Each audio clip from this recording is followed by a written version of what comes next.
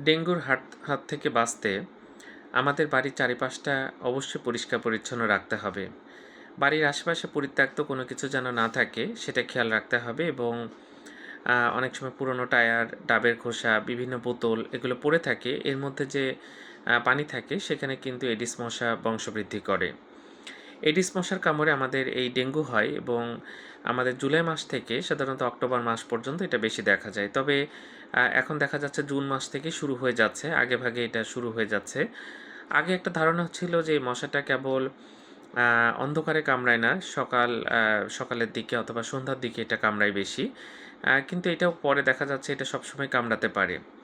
সুতরাং দিনে বা রাতে যখনই আপনি ঘুমান মশারি ব্যবহার করবেন অথবা স্প্রে করে নেবেন বা ঘরে নেট লাগাতে পারেন, কয়েল জ্বালাতে পারেন।